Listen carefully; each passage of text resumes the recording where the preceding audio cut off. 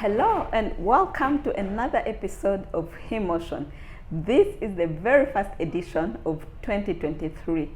My name is Nasra Hassan and my guest will introduce himself. But if you haven't subscribed yet, kindly do click the subscribe button, then hit the notification bell so that you do not miss anything each time we upload educative content. Do not go anywhere because we'll be right back.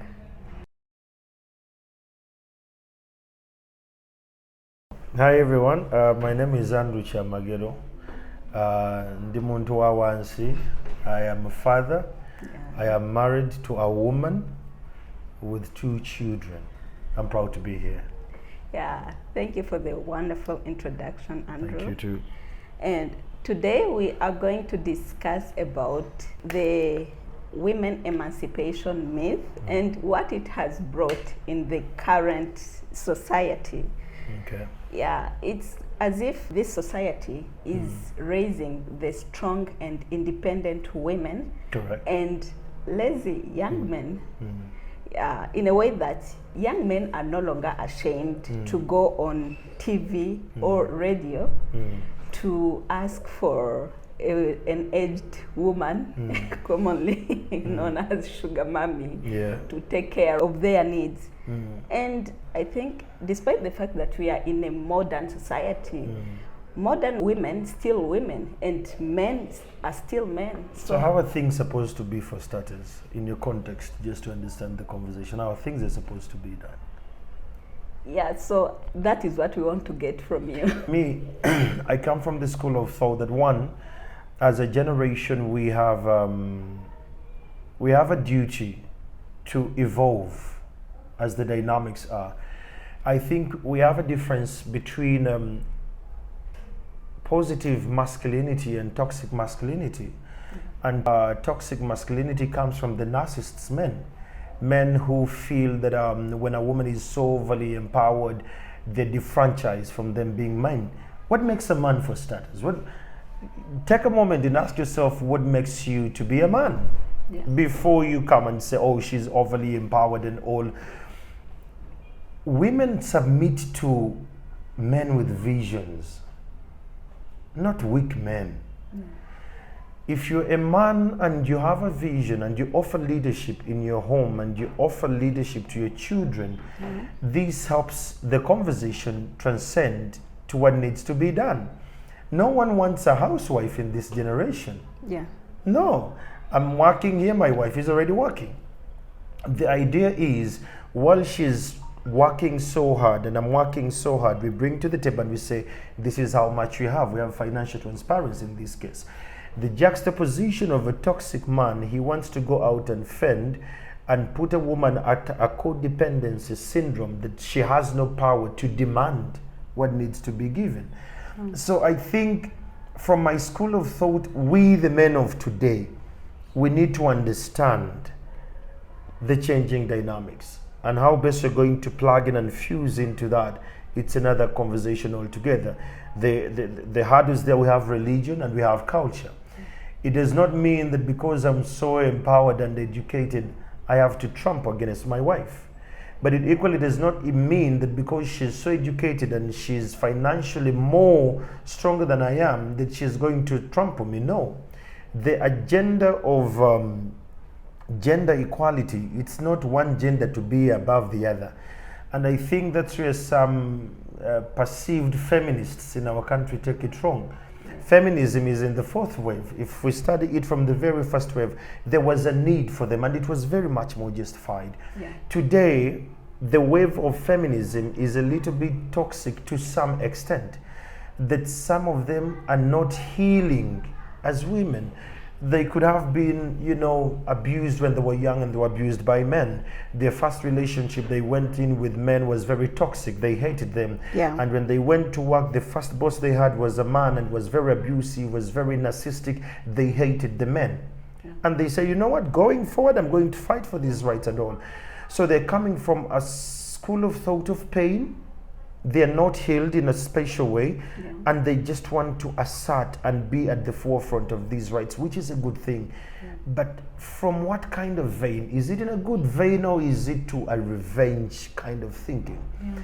So for me, I think we need to heal first before we become activists Yeah. of this all kind of thinking. Yeah. And the men, we need to wake up to the occasion that times have changed. You're not going to allow your wife to be at home. Yeah. You need to allow your wife to actually thrive. I want my wife to be far better than I am. Because the more she's empowered, she's in position to stay grounded upon your demise. Yeah. That's one thing we always forget as men. Yeah, and I think this is due to the fact that young men grew up in a very different generation, because the direct example could be the father. It's like when you are with your son sees what you do, how you treat mom. It is like you are paving the foundation for I'll your give it son. to you how it is. And for them, they grew up when the things like the dynamics were very different. Correct. The position of a woman was quite different. The woman had no right to so many things in African society. And that is how they grew up seeing their father treating their mothers a certain way. But now they have grown, and they are now in this generation, which the world has rapidly evolved, and they are like stranded. There is They don't know where a to motto stand. called monkey see, monkey do. What you grow up seeing is what you do.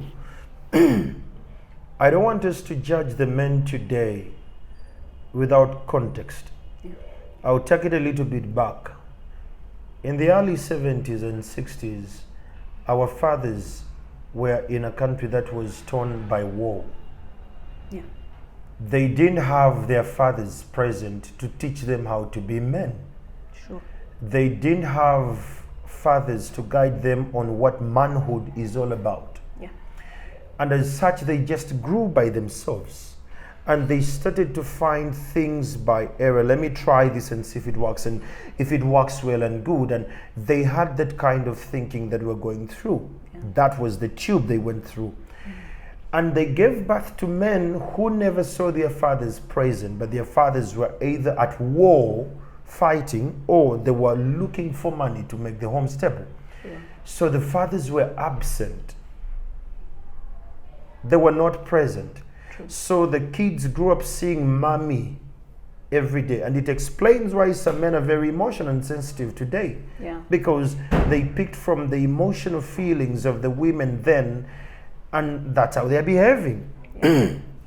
We have men who are behaving like women. Yeah. And before we put a lens and we judge them, you need to first take a moment and ask them where you grew up from. Was there a man in any way? And you'll understand that there was no man there. Monkey see, monkey do. What they grew up seeing is what they're actually doing. Yeah. So we need to judge them from the context of the absence of the fathers then to the fathers today. And the other thing we always miss out as a society is that being a man is a hard thing. It's not as easy as it was before. Today it's totally heavy. Too much work. It's 24 hours. You have two roles to play. You have to be a father, you have to be a husband at the same time, you have to be a leader at the same time. You have yourself, you as a man. Yeah. So what we're seeing today are residues of the past generations. And that's why I've always tried so much to bring about positive masculinity. Men have vulnerabilities. They have sexual vulnerabilities. Yeah. The generation where we are, they're saying if a man does not have a long dick, a big dick, is not man enough.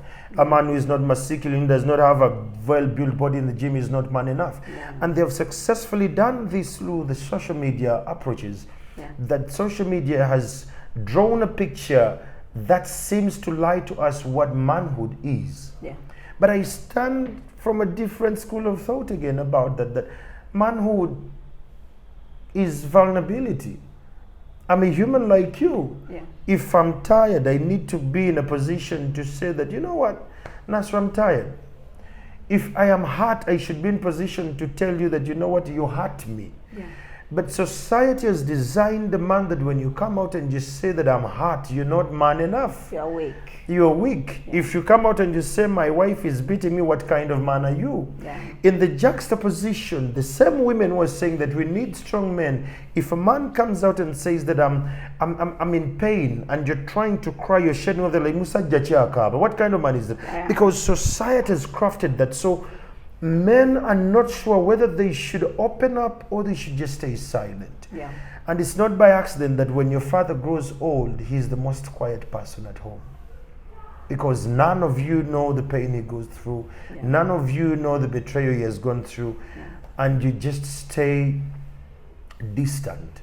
Yeah. And that's the effect we actually have. Yeah. But I keep saying that women, we need to wake up to the occasion of the changing dynamics. How? We need to be present.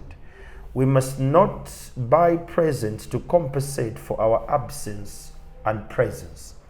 So the men, what we are doing, we are compensating our presence with presents. Yeah. Because I am not going to be available, so I'm going to buy you a car. Yeah. If you piss me off, instead of me telling you that you hurt me, or in me when I piss you off, instead of me saying that I have pissed you off and I'm sorry about that, I'm going to buy you a car. Oh. So where I should be vulnerable, I'm compensating with a present, because society has designed man with money to be the man with power. Oh. So there is means and there is need. I'm going to feed into that. Either you should tell, you know what, Nasra, I hurt you so much and I'm very sorry about that. How can I make this better? Yeah. Can we have that conversation? Yeah. Now, because we don't want to go into honest and comfortable conversations of manhood and vulnerabilities, we fall short of that. We're buying trips for our wives and girlfriends to go in God knows where, from here to Dubai and Bali and Timbuktu and back, but we are never there. Yeah. And it's designed by the powers fighting manhood today, that the empowering of the girl child is so strong that even the organizations that are employing us, the men, they will tell us to carry our laptops when we are going for holidays with our families, so that they could say, we just have a meeting for 30 minutes. Guess what? You're absent again. So, to the men, you just need to wake up to the occasion. Learn to be present for your family and your children. And be present emotionally, not financially. Money does not buy everything. Time is the biggest thing you can ever give your children. I'll tell you what, Nasra. Were you in boarding school or were you in a day school? Day school. You're in a day school. Yeah. I was in a boarding school. And whenever we used to have parents visit us, the father will always want to look at the report. Yeah. What have you done? Why are you failing English? Why are you failing math? I don't know. You're just like your mother. Fathers will ask you, what are you thinking? Mothers will ask you, how do you feel? Yeah. It's totally different. Yeah. And after we'd have all this conversation, your father would say, I think that's it. Yeah. We wish you the best of luck this time. Have the best of the time. And dad will go to the car. Yeah. And while dad goes to the car, mom stays to tell you that I believe in you. I trust you, you can do this. Yeah. I know it has been a rough term, but by end of term, you're going to pull through. Sure. And as they're walking away, mom will get a 5K and will give it to you in private. Say, don't tell your dad I gave you this money. Yeah. 30 years later, when this son comes home to check on you and your wife, they will talk. And you'll walk from the living room to the veranda or the shed. And you say, I wish you the best. Yeah.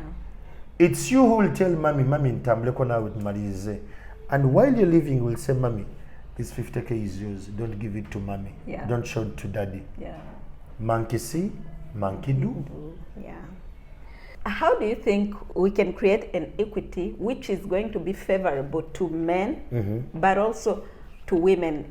It means which is going to allow men to be men and women to be women. We need to have a honest, uncomfortable conversation about genders. Men need to know the times have changed. We must allow women to thrive and win heavily. But at the same time, women need to understand that you being at the forefront of being empowered and winning does not mean to trample against the man. You see, genders should not compete. No. We should have a level ground. Yeah. You say you don't want this and I want it, and I say, how can we compromise this? Yeah. Because it's critical on my end to this level. Yeah. You say, to my side, my values and core principles, it does not relate. We drop it.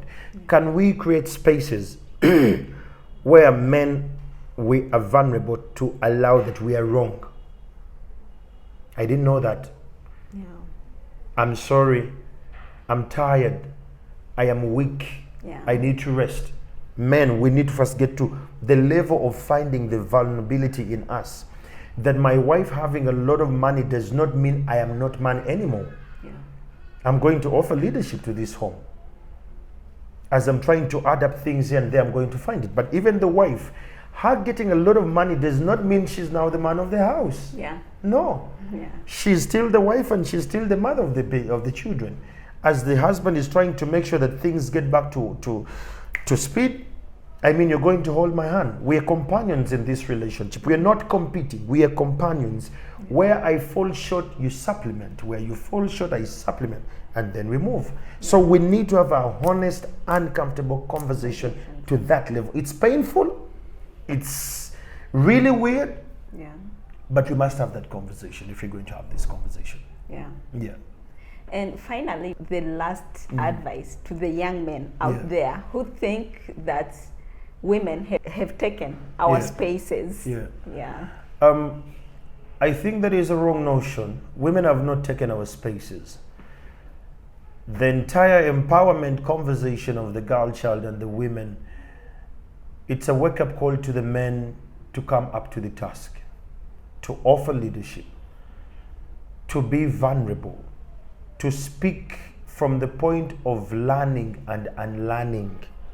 Because we think we know, but we need to get away from that kind of tetrachord of thought. Yeah.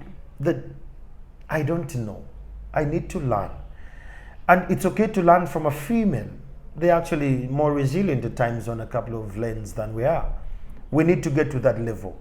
But even while that all is going on, you as a man, there is more that makes you a man than being violent, than being extremely aggressive, than being extremely narcissistic. There is more to being a man than that. All those are petty, trivial, shallow thoughts of manhood. Manhood means leadership. And leadership means sharing power. You delegate some power, you say that I cannot handle, my wife will handle, my daughter will handle that. It means whoever has the power has the capacity to share it. And that means it's your job to protect, to lead, and above all, to be vulnerable as and when you are. Yeah. Before we wrap up, just say something, what you think about the young men who got on radio and TV to ask for a sugar mommy to take care of them. I think I already answered that. Yeah. That we need to look at these people with the context where they grew up from. Yeah. We're struggling as a generation with child traumatic traumas that are still lingering in our minds. A man who had a sexual encounter first with an old woman will always love sugar mummies. A man who was abused by a maid when he was a young boy, it's not by accident that he finds maid attractive. Monkey see, monkey do. These are psychological things we go through while we're growing up. So to those who are into that lane, I think the parents today, you need to be very careful what you expose your children to. And those men who are actually looking for, sugar mummies to take care of them, it shows you that they grew up being taken care of by either an old woman who they saw had the powers to take care of everything. And there was so much love that they were not open to hard times. Now they don't have coping mechanisms. Yeah. That's why I'm saying that we as men, we need to have forums where we have these conversations as men. Sure. To make sure that this happens. We break the tide and these men can find work to do. Yeah. As a man, you need to go out and fend for your family. As a man, you need to support the females around you. Nothing will ever come for free. You have two choices to choose as a man. You either go in the soil when you plant it. When you plant a seed, Yeah. Planting and burying have the same dynamics. Yeah. When you're going to bury something, you'll have to dig the soil, you'll put it and you'll bury it. Yeah. When you're planting, you'll have to dig again the soil, put a seed, cover it with soil. Then the juxtaposition that is between burying and planting or sowing is watering. Yeah. So be a man who is out in the soil, but water yourself with information and data. Yeah. Make sure you're informed about the changing dynamics. Go out and work. Stop being entitled. Nzengo musajja. Nzengo, what does that mean? Yeah. Go out and work. Look around your friends who has what and ask them how you can partner with them, how you can work with them to make this work reality. No man in this day and age is just going to give you freebies. Whatever freebie you're going to get, there is a price tag to it. I don't care how long it's going to take, you have to pay. Yeah. So how about you go out and you work and don't think from the deepest thoughts of things to be done. No. With 200,000 Ugandan shilling, you can start a simple business. Yeah. Just go buy njugu, go home at your stove, your sigiri, fry those njugu, pack it, go to the closest restaurant to you, the next retail shop, the closest school. Tell them I'm going to supply you with this. Feel harmony and gratitude that you're supplying, that you're working. But the moment you start to think that people are going to give you, I want to remind you one thing, no one is coming. The government will come to you when your business is booming to take taxes. Yeah. Your friends and family will come to you and they will align with you that, oh, that's our brother, as and when you're successful. So don't think that someone is going to come. Life is selfish. Yeah. Prioritize you. Be a man. Take charge of your life. Stop whining. Stop crying. Go out and just start to do what you must do. Work. Yeah. Don't think people are going to give you the money. It's very painful, Nasra, that at times people who are dependent on you, they see how you get the money. Yeah. But they don't want to be a part of the struggle to get the money, but they want the money. They want the result. It's they don't very want painful. to be part of the process. What you see is a painful process. I have covered war. I've ever been to a war-torn area where I had to spend the whole day in helmets and bulletproof. So when you see me today being a journalist, you're like, I want to be like him, but are you ready to pay the price? You know the price of what I am. Yeah. So you can appreciate and you like what you see, but you have to put in the work. Yeah. Sacrifice, water what you know, find information that is valid, Yeah. learn and learn. But above all, find synergies and energies in the other gender. There is power in partnerships when two genders meet and agree on what must be done.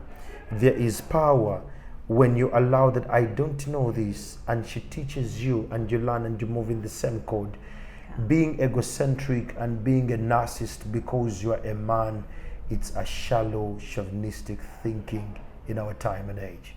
Yeah. Thank you. Thank you so much, Andrew. And I happy. have learned a lot in this discussion. I hope this will continue, but it's a matter of time. Correct. Yeah, and thank you so much for being you. here. I'm very You humble. are a very busy person, Correct. but you've gotten time. You've made time for this, and we don't take it for granted. The best thing you can ever do if you ever get famous and powerful, find time for people. Yeah. And be humble. Thank you so much for being there for Abantu Bawansi. Correct. Those are my people. Thank you so much. much. Wherever you are. Yeah. Thank you. We really appreciate. And this brings us to the end of this particular discussion. I hope you've enjoyed it as much as we've enjoyed making it for you. From Emotion, we can't wait to see you in the next episode. Until then, it's a wrap. My name is Nasra Hassan. Bye-bye and stay blessed.